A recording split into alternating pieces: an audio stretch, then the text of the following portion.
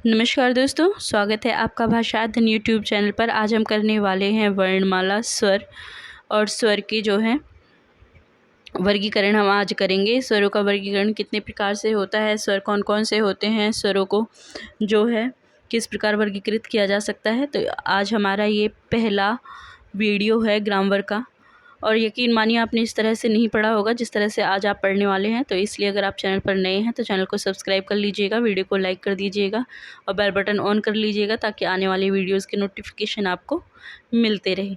और यह वीडियो जो है DSSB, HTET, नेट सभी के लिए बहुत ही ज़्यादा उपयोगी होने वाली है, क्योंकि इसमें से क्वेश्चन आता ही आता है। इसमें से क्वेश्चन 100 नहीं 200% आता है स्वर और व्यंजन में से। तो आज हम स्वर करेंगे और कल हम व्यंजन करेंगे। तो चलिए शुरू करते हैं आज का वीडियो। सबसे पहले आता है वर्ण विचार। वर्ण विचार में सबसे पहले वर्ण आता है। तो वर्ण क्या होते हैं? सबसे छोटी इकाई। तो भाषा की सबसे छोटी इकाई क्या कहलाती है? वर्ण कहलाती है। या हम कह सकते हैं कि इसको ध्वनि कह सकते हैं हम, ठीक है। ध्वनि को ही वर्ण कहा जाता है। तो भाषा की सबसे छोटी इकाई वर्ण या फिर ध्वनि, वर्ण या फिर ध्वनि कहलाती है, ठीक है। दूसरा है सबसे छोटी सार्थक इकाई। तो भाषा की सबसे छोटी सार्थक इकाई कौन सी है? शब्द है। वर्ण सबसे छोटी इकाई है लेकिन वो सार्थक नहीं है। सार्थक इकाई क्या है? शब्द।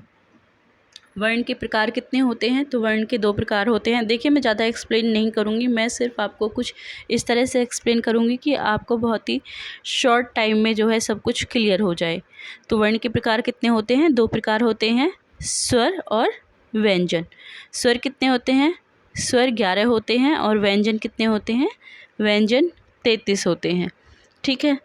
लेकिन क्या आपको पता है कि लेखन के आधार पर कितने होते हैं स्वर?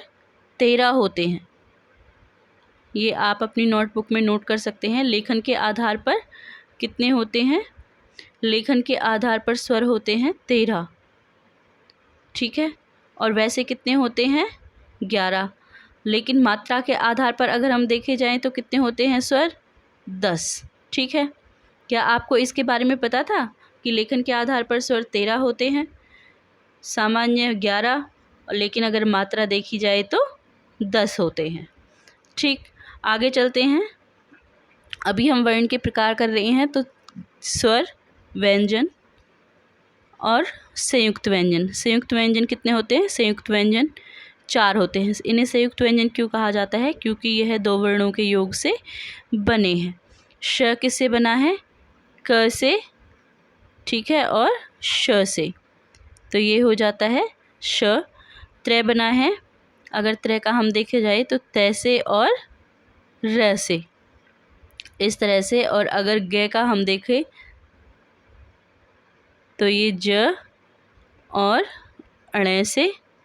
इसके बाद श्रेय आता है, तो श्रेय का किससे होता है? स और र से, ठीक। तो ये है संयुक्त व्यंजन।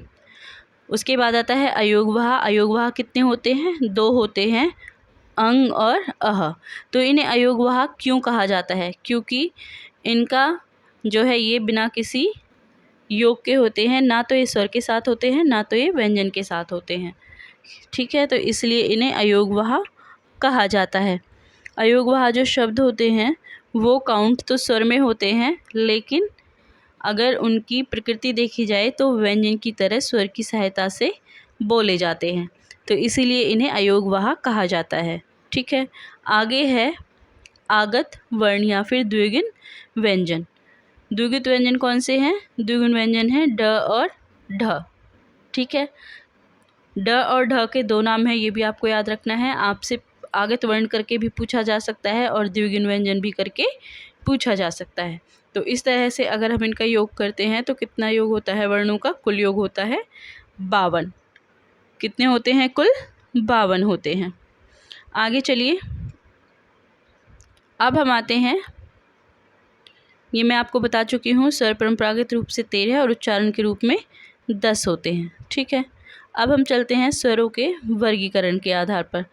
स्वरों का वर्गीकरण किया जाता है, व्यंजनों का भी वर्गीकरण किया जाता है, लेकिन आज की वीडियो में हम करने वाले हैं स्वरों का वर्गीकरण। तो स्वरों का वर्गीकरण कितने आधार पर किया जाता है?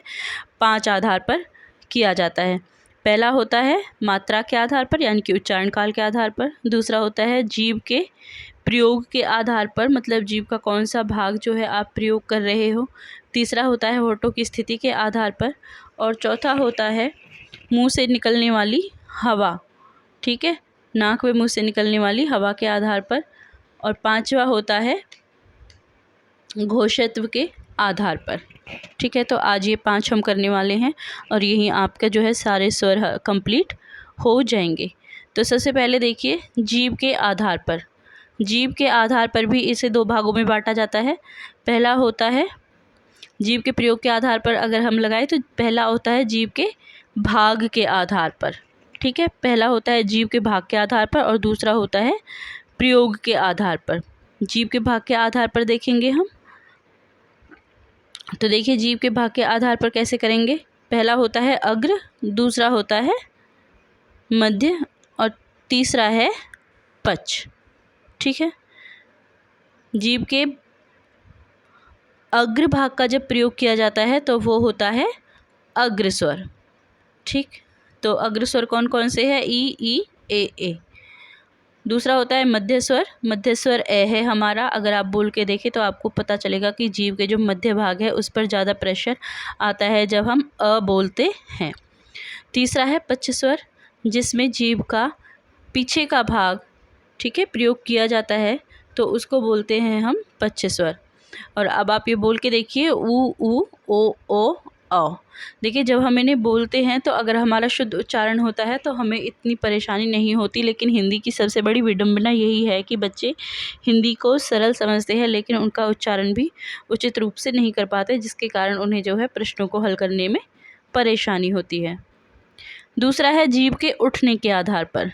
जब हम बोलते हैं तो हमारी जीभ, जब हम अभी भी बात कर रहे हैं, आप कुछ भी बोलिए तो सबसे ज़्यादा जो मूवमेंट होगी, सबसे ज़्यादा जो आप कह सकते हैं सक्रिय होगी, वो हमारी जीभ होगी। यदि जीभ ना हो तो हम बोल ही नहीं पाएंगे, ठीक है। लेकिन जब हम बोलते हैं तो हमारी जीभ सबसे ज़्यादा सक्रिय होती है। तो जीभ के उठने के आधार पर हम स्वरों का वर्गीकरण करते हैं। तो कितने होते हैं? 4 भाग होते हैं। पहला होता है संवृत, ठीक है। दूसरा होता है अर्धसंवृत, तीसरा होता है निर्वृत और चौथा होता है अर्धनिर्वृत, ठीक। और इसके लिए भी मैंने ट्रिक बताई हुई है आपको, जैसे कि आप देख सकते हैं। संवृत के लिए ट्रिक क्या है? गुस्सा।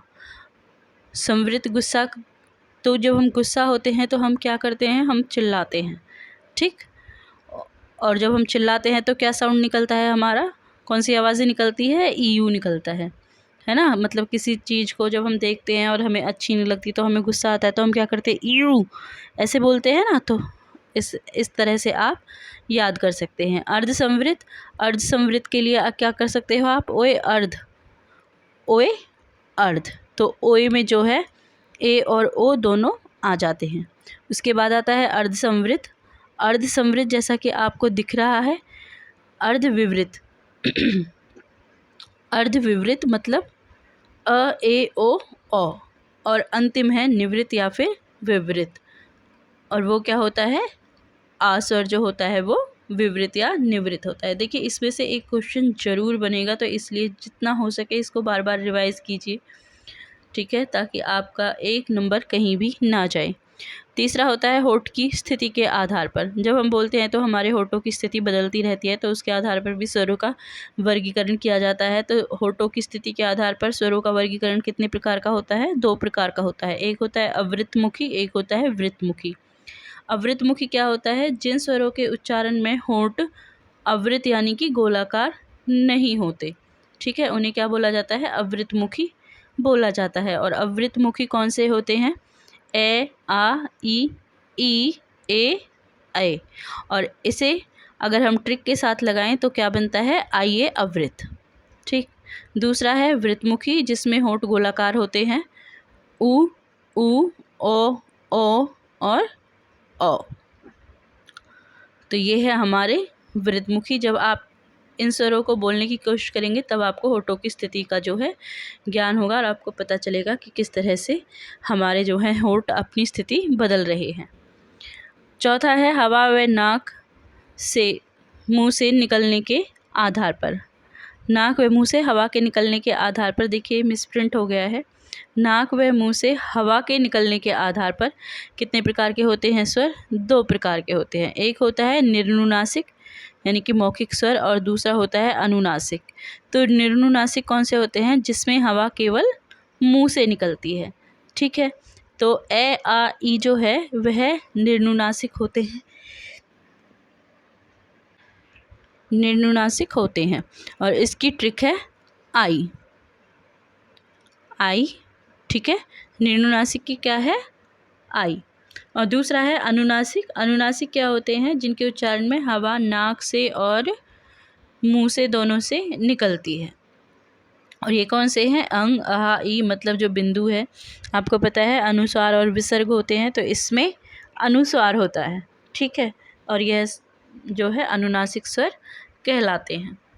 और पांचवा और अंतिम है घोषत्व के आधार पर। घोषत्व क्या होता है? स्वरतंत्रियों में जो कंपन होता है उसको बोलते हैं हम घोष।